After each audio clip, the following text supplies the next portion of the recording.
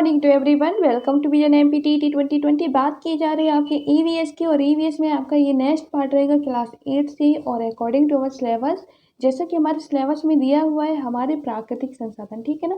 हमारे प्राकृतिक संसाधन के अंतर्गत आपको प्रमुख प्राकृतिक संसाधन पढ़ना है। जो भी आपके मोस्ट इंपॉर्टेंट है उनको डिटेल में बात करनी होगी, क्योंकि वहाँ से क्वेश्चन बनेगा ही बनेगा। अगर बात की जाती है उनके संरक्षण को लेकर के, उनको किस तरीके से संरक्षित किया जा सकते हैं, किस तरीके से हम उनका क्या है मिस यूज ना करें, ये सारी चीज़ें। साथ ही साथ ऊर्जा के जो पारंपरिक और आपके नवीनीकृत और अनवीनीकृत स्रोत हैं, इन सारी चीज़ों से भी क्या होंगे, क्वेश्चन रेज होंगे। और इन सभी को लेकर हम डिस्कस करेंगे आखिर इनके जो टर्म्स हैं वो क्या कहते हैं, कौन से आपके एग्जाम्पल्स आपके नवीनीकृत के हैं और कौन से अनवीनीकृत के। ओके, और हम इनको ईजी से ईजी लैंग्वेज में किस तरीके से क्या समझ सकते हैं, और मैं आपको वो डेफिनेशंस भी बताऊंगी जिसके माध्यम से आप इनको इनके बीच में डिफ्रेंशिएट भी कर सकें। ओके, तो बात कर लेते हैं सबसे पहले संसाधन को लेकर के। तो प्रत्येक वस्तु जिसका उपयोग आवश्यकताओं को पूरा करने के लिए किया जा सकता है, संसाधन कहलाती है, ठीक है ना। या आप कह सकते हैं कि प्रत्येक वो वस्तु जो हमारी आवश्यकताओं को पूरा कर रही है, ठीक है ना, वो क्या है, अपने आप में क्या है, एक संसाधन कहलाती है, ठीक है ना। चाहे फिर वो आपकी किताबें ही क्यों ना हो, चाहे वो आपकी क्या है, आपके चाहे वो मोबाइल ही क्यों ना हो, लैपटॉप ही क्यों ना हो, कंप्यूटर ही क्यों ना हो, भले फिर क्या हो, यहाँ पर आप डिफ्रेंशिएट करें कि कुछ प्राकृतिक होते हैं और कुछ हमारे मानव निर्मित होते हैं। प्राकृतिक की बात की जाती है, जो आपके क्या है प्रकृति के द्वारा प्रदान किए गए संसाधन है, वो सारे क्या है प्राकृतिक संसाधन के अंतर्गत आते हैं। और जो मानव के द्वारा निर्मित किए गए हैं, मोबाइल कंप्यूटर क्या प्रकृति ने प्रदान किए नहीं है, किए हैं क्या, नहीं, बिल्कुल नहीं है। ये क्या है, मानव निर्मित है, मानव मेड है, ठीक है ना। तो मानव ने इनको निर्मित किया है, तो ये भी एक हिसाब से क्या होते हैं, संसाधन होते हैं जो हमारी आवश्यकताओं की पूर्ति करते हैं, ठीक है ना। अगर बात की जाती है प्राकृतिक संसाधन की, तो प्रकृति के द्वारा प्रदान किए गए वो संसाधन, ठीक है ना, प्राकृतिक संसाधन के अंतर्गत आते हैं। अगर बात की जाती है इनका भी यहाँ पर अगर डिफ्रेंसिएशन करना है, ठीक है ना, यहाँ पर भी क्या क्लासिफिकेशन करना है, तो आप देखेंगे ये हमारा नवीकरणीय और हमारा अनवीकरणीय संसाधन, ठीक है ना। आपने देखा कि हमारे सिलेबस में स्पेशली किस पर फोकस किया गया है, प्राकृतिक संसाधन पर। ओके, तो प्राकृतिक संसाधन को भी आपके नवीकरणीय में और अनवीकरणीय संसाधन में क्या है, डिवाइडेशन किया गया है। ओके, नवीकरणीय संसाधन इसके नाम से ही स्पष्ट है, नवीकरण यानी कि आप उसको नवीन बना सकते हैं, आप उसको क्या है उपयोग में ला सकते हैं। रिन्यूएबल यानी कि पुनः उपयोग में ला पाना, ठीक है ना, पुनः उसको रिक्रिएट कर पाना, ठीक है ना। ये सारे संसाधन क्या होते हैं, आपके नवीकरणीय संसाधन कहलाते हैं।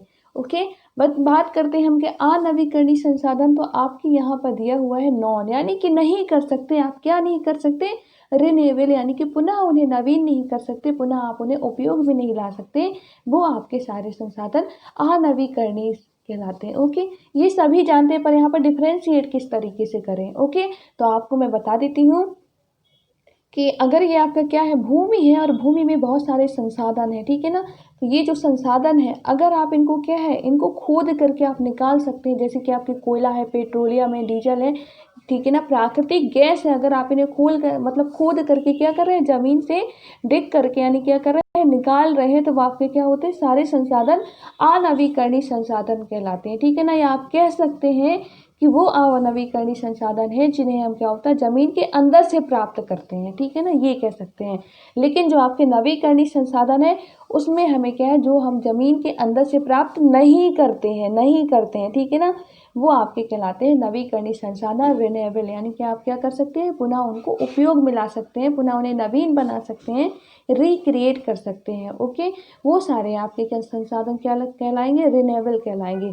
अगर बात की जाती है इसके अलावा भी, तो जितने भी आपके क्या होते हैं रिन्यूएबल, आपके क्या होते हैं सोर्सेज होते हैं, संसाधन होते हैं, वो क्या होते हैं, आपके अप्रदूषणकारी होते हैं, ठीक है ना। आप ही बताइए सौर ऊर्जा से किस तरीके का आपका पॉल्यूशन हो रहा है। अगर बात की जाती है वहीं पर अनवीकरणीय नॉन रिन्यूएबल जो आपके संसाधन है, जैसे कि आपका कोयला है, आप इसको जलाते हैं तो क्या हो रहा है, आप कैसे क्या निकल रहा है, धुआं निकल रहा है, ठीक है ना। आप पेट्रोलियम यूज कर रहे हैं गाड़ियों में, तो क्या निकल रहा है, धुआं निकल रहा है। तो ये आपके जितने भी आपके क्या होते हैं, प्रदूषणकारी होते हैं। ये सारे संसाधन आपके अनवीकरणीय संसाधन के अंतर्गत आते हैं, और ये आपके अप्रदूषणकारी होते हैं, ठीक है ना। जल ऊर्जा से किस तरीके के आपके क्या होगा, प्रदूषण होगा, किस तरीके का धुआं निकलेगा, नहीं निकलेगा, ठीक है ना।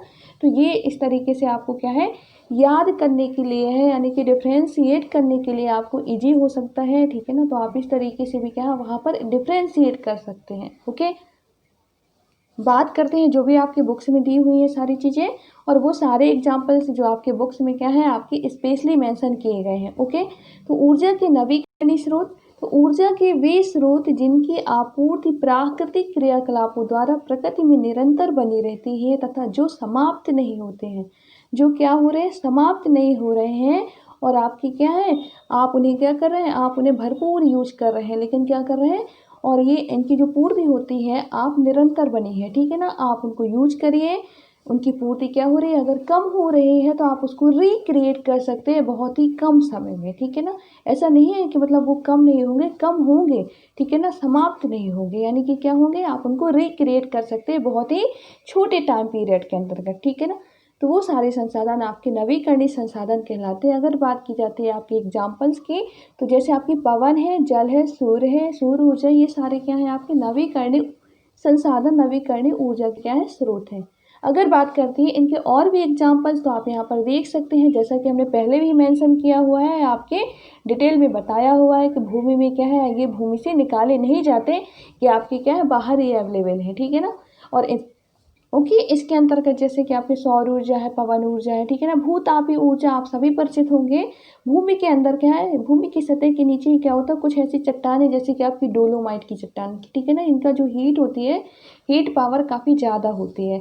अगर मान लीजिए इसके ऊपर क्या है, कहीं पर जल स्रोत है, जलाशय है, तो क्या होगी, ये हीट से क्या होगा, बहुत ज़्यादा क्या होगा, गर्मी पैदा करेंगे, बहुत ही ज़्यादा क्या होगी, हीट होगी, तो ये पानी क्या होगा, खौलने लगेगा, ठीक है ना। अगर इसका एग्जाम्पल भी देखा जाए तो आप देखेंगे कि भारत में ही आपके हिमाचल प्रदेश की बात की जाती है। हिमाचल प्रदेश में क्या होता है, मणिकर्णिका नाम से क्या है आपका जलाशय है, ठीक है ना, जिसको क्या है आजकल लोग थोड़ा सा मान्यताओं के अंतर्गत रखने लगे हैं, लेकिन उसका जो पीछे रीजन है वो कहीं ना कहीं आपका क्या है, भूतापीय ऊर्जा ही होती है। ओके, बात करते हैं आपके वन की, बात करते हैं आपकी ज्वारीय ऊर्जा की, बात की जाती है आपकी जल और जैव ऊर्जा की, चारागाह की, कृषि भूमि की। आप बताइए क्या आप इनको जमीन के अंदर से प्राप्त कर रहे हैं?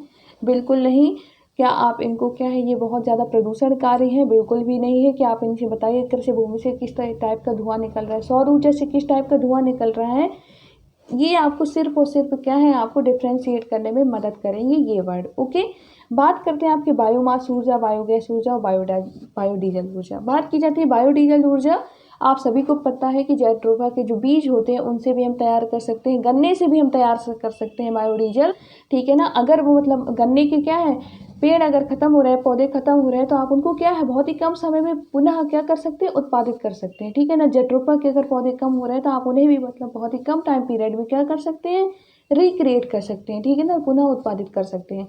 ओके, इस तरीके से आपको ये याद रखना कि इस टाइप की जिन्हें हम पुनः उत्पादित कर सकते हैं बहुत ही कम समय में, वो भी आपके क्या होते हैं, नवीकरणीय स्रोत के अंतर्गत आते हैं। बात की जाती है बायोगैस ऊर्जा, जिसमें आप क्या गोबर का उपयोग कर रहे हैं। गोबर का उपयोग करके क्या इसमें किस टाइप का धुआं निकलता है, आप बताइए? किसी भी टाइप का धुआं नहीं निकलता। आप क्या कर रहे हैं, इसमें क्या है, गैस का उपयोग कर रहे हैं, ठीक है ना। इसमें क्या होते हैं, जितने भी आपके गोबर के प्रोडक्ट होते हैं, जितने भी आपके क्या होते हैं, जीवाश्म होते हैं, मतलब कहें कि जो जैविक पदार्थ होते हैं, उनके माध्यम से ये गैस तैयार की जाती है। ओके, इसका प्रयोग आप रसोई घर में करते ही हैं। वहीं पर बात की जाती है आपके बायोमास ऊर्जा, तो बायोमास ऊर्जा से क्या से है कि जो भी आपके क्या है, जैसे कि पुराने जो पेड़ हुए हैं, ठीक है ना, वो सूख गए हैं, उनके जो अवशेष बचे हुए हैं, जो आपके जीव जंतु हैं उनके अवशेष बचे हुए हैं, जब इनका प्रयोग करके आप क्या कर रहे हैं, एनर्जी क्रिएट कर रहे हैं, उस हीट का प्रयोग कर रहे हैं आप अपने लिए, तो वो सारी चीज़ें आपकी बायोमास ऊर्जा के अंतर्गत आती हैं। ओके, आई होप आपको यहाँ समझ में आएगा। ये सारी चीज़ें आपकी क्या है, नवीकरणीय ऊर्जा के स्रोत हैं, ये आपको याद रखना है। बात की जाती है ऊर्जा के अनवीकरणीय स्रोत की। बात की जाती है ऊर्जा के अनवीकरणीय स्रोत, यानी कि ऐसे संसाधन जिनका एक बार दोहन करने के उपरांत क्या निकट भविष्य में, यानी कि आप पास में, ठीक है ना, निकट भविष्य में पुनः निर्माण, पुनः पूर्ति संभव नहीं है, ठीक है ना। अगर पेड़ कट गए तो आप उसको क्या पुनः उत्पादित कर सकते हैं, पेड़ के बीज लगा सकते हैं, मतलब फिर से पेड़ पैदा कर सकते हैं। लेकिन बात की जाती है अगर आपका पेट्रोलियम जो खत्म हो गया, जिसको बनने में मिलियन और ट्रिलियन वर्ष लग जाते हैं, कोयला जो आप सेम टाइम लेता है, ओके, मिलियन या बिलियन वर्ष, ठीक है ना। अगर बात की जाती है प्राकृतिक गैस, खनिज है, आपके परमाणु ईंधन है, इन सभी को क्या है आप निकट भविष्य में क्या है पुनः निर्माण या पुनः पूर्ति इनको नहीं कर सकते। ओके, ये आपके सारे कहलाते हैं अनवीकरणीय स्रोत, ठीक है ना, जिसे आप नॉन रिन्यूएबल बोलते हैं। और ये आपके जो होते हैं जीवाश्म ईंधन, जिन्हें आप फॉसिल फ्यूल कहते हैं, जैसे कि आपके पेट्रोलियम है, कोयला है, प्राकृतिक गैस है, ठीक है ना। बात कर लेते हैं ये होते क्या है, ये क्या होते हैं, ये क्या होते हैं, समाप्त संसाधन होते हैं, यानी कि क्या होते हैं, ये समाप्त हो जाते हैं। आपने इनका उपयोग किया, वो कम हो गई क्वांटिटी उसकी, और ये क्या होते हैं, आप इनको रीयूज नहीं कर सकते, पुनः उपयोग में नहीं ला सकते, यानी कि आपने यूज किया वो खत्म हो गए, ठीक है ना। बात की जाती है आप जितना ज़्यादा यूज करेंगे उस क्वांटिटी से क्या होगा, उसकी मात्रा कम होती जाएगी। जितने भी खनिज संसाधन हैं, अर्थात खनिज संसाधन जो धरती के अंदर से निकाले जाते हैं, तो वो सारे खनिज संसाधन जो आपके धरती के अंदर से निकाले जाते हैं वो आपके अनवीकरणीय स्रोत के अंतर्गत आते हैं। ओके, बात करेंगे इसी में आपके, आप क्वेश्चन यहाँ से भी आया हुआ है कि परंपरागत ऊर्जा के स्रोत और आपके गैर परंपरागत ऊर्जा के स्रोत, ठीक है ना। तो परंपरागत ऊर्जा के स्रोत की बात की जाती है क्योंकि क्वेश्चन यहाँ से भी आएगा, तो आपको कंफ्यूज नहीं होना। जैसा कि हमने क्या अनवीनीकरण ऊर्जा के जो स्रोत पढ़े हुए हैं, पेट्रोलियम, कोयला, प्राकृतिक गैस, ठीक है ना, ये सारे जो हैं आपके कोयला है, पेट्रोलियम है, प्राकृतिक गैस है, जिनसे धुआं उत्पन्न होता है, ये आपके क्या होते हैं, परंपरागत ऊर्जा के स्रोत होते हैं, ठीक है ना। अर्थात जो क्या हो रहे हैं, एक समय के साथ क्या हो रहे हैं, समाप्त होते जा रहे हैं, ठीक है ना। इनको आप क्या निकट भविष्य में मतलब क्या पुनः निर्माण नहीं कर सकते, ठीक है ना।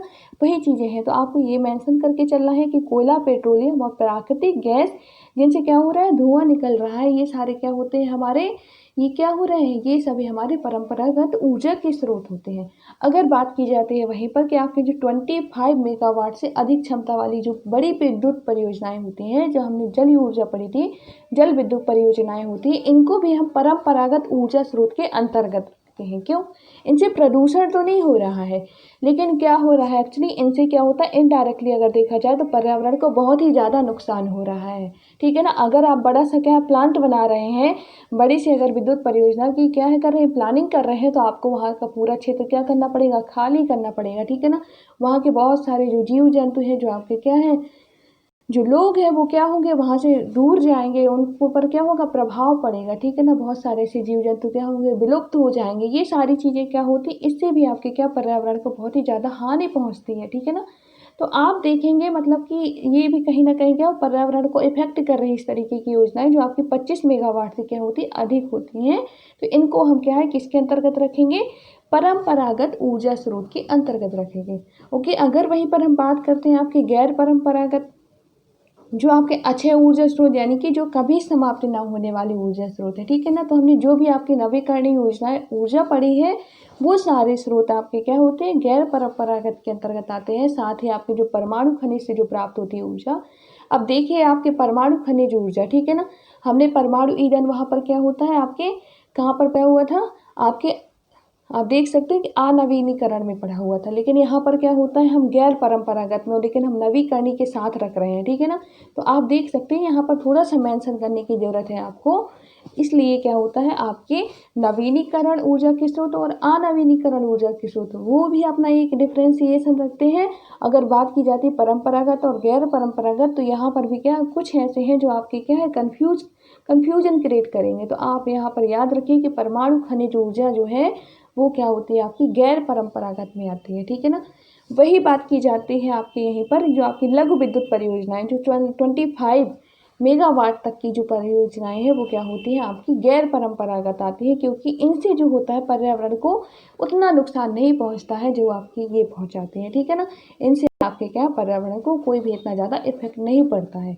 ओके, तो ये सारी चीज़ें हैं आपके ऊर्जा के स्रोत हैं जिन्हें आप देख सकते हैं। इसके साथ ही कुछ और भी इम्पोर्टेंट चीज़ें हैं, जैसे कि आपके परमाणु ऊर्जा आयोग की स्थापना कब की गई थी, तो वो 1948 में की गई थी। वहीं पर बात की जाती है परमाणु ऊर्जा विभाग की स्थापना जो आपकी परमाणु ऊर्जा उत्पादन प्रारंभ करने के लिए की थी, वो आपकी 1954 में है, 1954 में है। अगर बात की जाती है भारत में परमाणु ऊर्जा अनुसंधान के जो जनक हैं, ठीक है ना, कौन है इसके जनक, तो आप देख सकते हैं डॉक्टर होमी जहांगीर बाबा, ठीक है ना। इसी से आपके रिलेटेड बाढ़ के से क्वेश्चन आता ही है कि बाढ़ कहाँ पर स्थापित है, तो वो ट्राम्बे है जो आपका मुंबई के निकट पड़ता है। भारत का पहला परमाणु अनुसंधान पूछा जाता है तो वो आपका अप्सरा होता है, ठीक है ना, अनुसंधान रिएक्टर है, ठीक है ना, वो आपका अप्सरा है। इस तरीके के आपके क्या है ये क्वेश्चंस थे जिन्हें हमने कवर किया है, और बात करेंगे हम नेक्स्ट वीडियो में जिसमें हम क्या थोड़ा सा डिटेल में बात करेंगे जो आपके प्राकृतिक संसाधन है इम्पोर्टेंट, उनको हम पार्टिकुलर डिस्कस करेंगे। जैसे कि आपका सीएनजी है, जैसे कि आपका क्या पेट्रोलियम है, कोयला है, ये सारी चीज़ें क्या थोड़ा सा डिटेल में भी देखेंगे। Okay, thank you to all.